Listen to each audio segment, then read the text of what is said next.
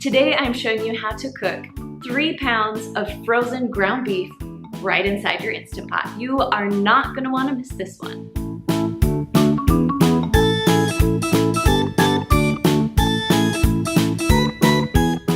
I'm going to be honest here, I did not think that you could cook ground beef in the Instant Pot. I didn't even know it was an option. And so I did some research. I figured, okay, I'm going to try it and see what happens.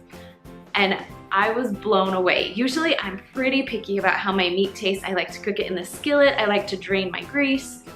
But cooking in the Instant Pot literally melts the grease off of your beef. It goes into the bottom of the pot while your meat stays on top. So I cook my meat frozen and I'm gonna show you how to cook it frozen. I've never tried it thawed before. It's on my to-do list, but the frozen meat turned out perfect. If you've had your Instant Pot for a while, you know that cooking meat in the Instant Pot makes it so tender and so delicious. Ground beef is gonna turn out the same exact way. It's a different level of ground beef and it's so good.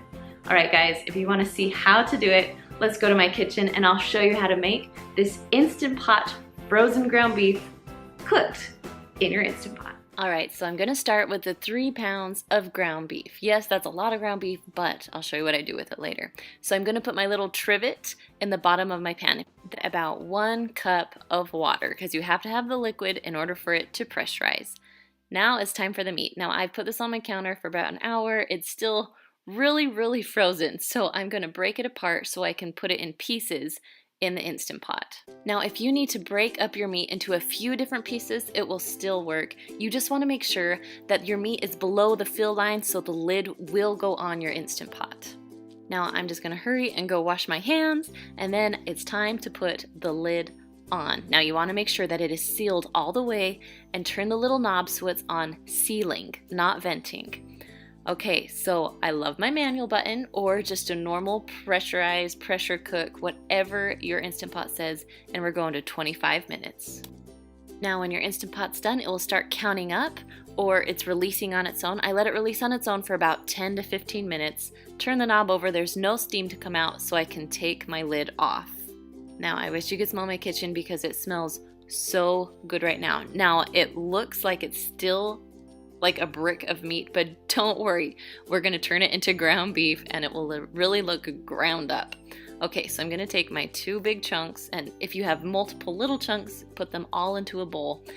And the first thing I did is cut it up just a little bit. Now this is cooked together like a meatloaf really is cooked together, so you have to split up the meat. And doing this, it was the easiest to use a knife. Then, once I cut it up into big chunks, I got my chop and stir. If you don't have one of these with your ground beef, I highly suggest getting one. They're like $6 on Amazon, and it's my favorite. So I just chopped up all of my meat, and that really is all there is to it. This is gonna be my new way of cooking ground beef, and I am so excited. Now, I just have to show you that all the grease literally dripped to the bottom of the pan, which makes it a whole lot healthier.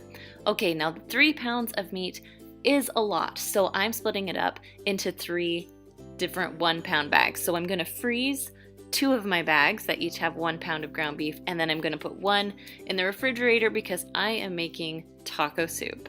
I love having ground beef just sitting around all cooked, ready to go. Then if I need to do a quick meal of tacos, taco soup, something that is so simple that has ground beef in it, I can just grab it out of the freezer and go.